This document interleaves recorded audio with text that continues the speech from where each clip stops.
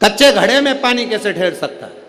मेरी माताओं से निवेदन, बड़ा सुंदर भाव से फिर निवेदन करूंगा, जिसका बेटा, जिसका बच्चा मंद बुद्धि हो, विवेक काम नहीं कर रहा हो, बुद्धि काम नहीं कर रही, चित्त काम नहीं कर रहा, बहुत चिड़चिड़ा, बहुत उचिष्ट, विवेक काम नहीं कर रहा, बुद्धि काम नहीं कर रही,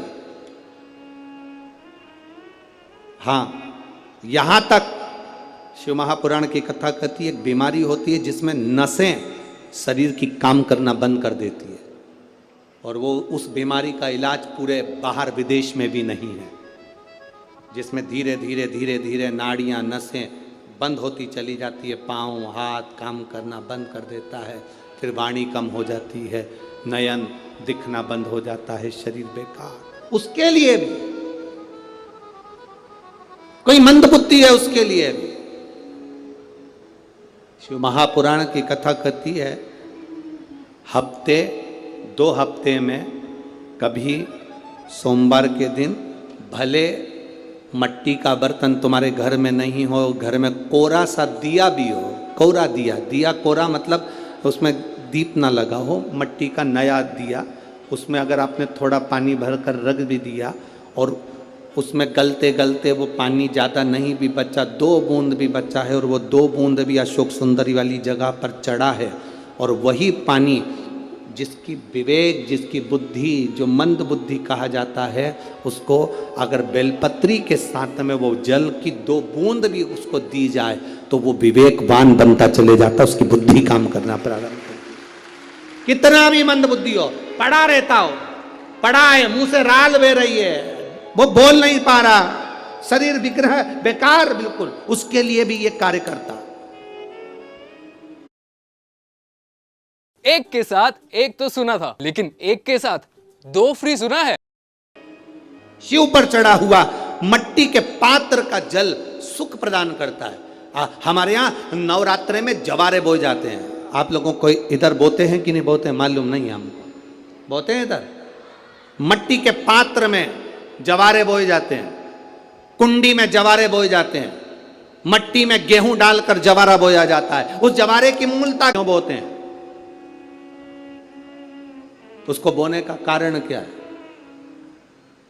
केवल कोई कहे कि हम ठाकुर जी को भजते हैं, भगवान कृष्ण को भजते हैं, कोई कहे हम तिरुपति बालाजी को, नारायण को भजते हैं, कोई कहता है कि हम हरि विठ्ठल को, पांडुरंगा को भजते हैं, हमारे यहाँ हाँ हम इनको भजते हैं तो जवारे नहीं बोते। ना ना, पुष्टि मार्गी है, ठाकुर जी की सेवा करने वाला है, उसके यहाँ भी ये 9 दिन जवारे बोए जाते हैं। रामानुज संप्रदाय से जुड़ा हुआ है, नारायण की पूजन कर रहा है, उसके घर में भी जवारे बोए जाते हैं। पांडुरंगा हरि विठ्ठल की उपासना कर रहा है, उसके घर में भी जवारे बोए जाते हैं। जवारे का महत्व हमारे यहाँ शास्त्र कहता है। क्या महत्व है उसका, क्या फल है उसका? महाराज,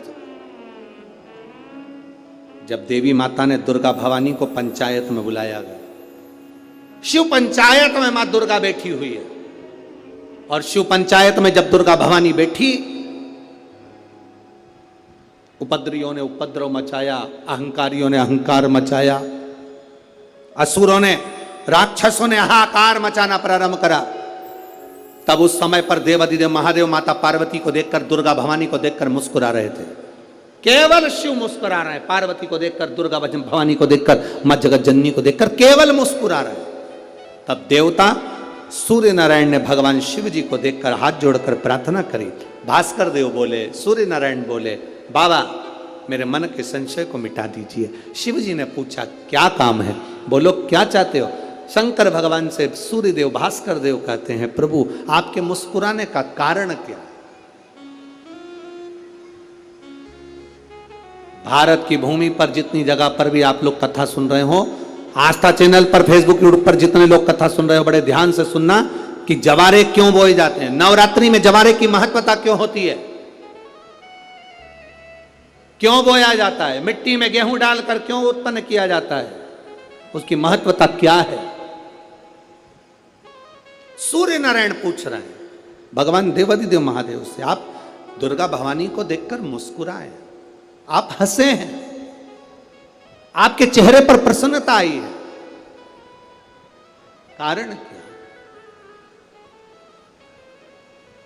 और महाराज देवाधिदेव महादेव ने कहा, यहां भगवान विष्णु, गणेश जी, भास्कर देव, आप सब बैठे हो। असुरों ने आक्रमण कर दिया, असुरों ने आक्रमण करा है, और वह असुर आक्रमण कर दिए हैं तो वो असुर प्रवेश कर रहे हैं, उपद्रव मचाकर, हाहाकार कर कर नष्ट करने वाले हैं इस पूरी पृथ्वी को। तो फिर उसको बचाएगा कौन? कैसे बचेगा? शिव जी ने कहा, चिंता मत करो। दुर्गा ने अपने केश का स्मरण किया, एक केश को माता पार्वती जी ने अपने हाथों से छुआ, छूते ही एक कुंड में सुंदर जवारे उत्पन्न हुए हैं। जब तक वो जवारे बड़े नहीं हो जाते, जब तक वो जवारे थोड़े प्रबल नहीं हो जाते, तब तक एक भी असुर प्रवेश नहीं कर सकता, हाहाकार नहीं मचा सकता और अंदर आ नहीं सकता।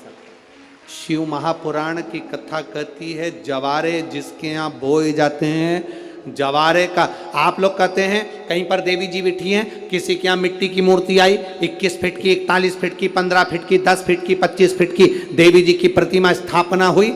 लोग कहते हैं हम देवी जी का दर्शन करने जा रहे हैं, दुर्गा जी का दर्शन करने जा रहे हैं। शिव महापुराण की कथा कहती है वो दुर्गा जी का दर्शन नहीं, देवी का दर्शन नहीं। नवरात्रे में जहां जवारे बोए जाते हैं वहां मात्र आप पांव रखते हैं तो अपने घर में से क्लेश दूर हट जाता है, अहंकार दूर हट जाता है, अभिमतता दूर हट जाती है, तकलीफें दूर हट जाती है। जिसके घर में जवारे बोए जाते हैं वहां से अहंकार, काम, लोभ, आसक्ति, वासना, तृष्णा और दुख, तकलीफें दूर हट जाती है। तो जवारे का मूल का तत्व आनंद, सुख। महाराज उसको समझने वाला समझ सकता। रेणुका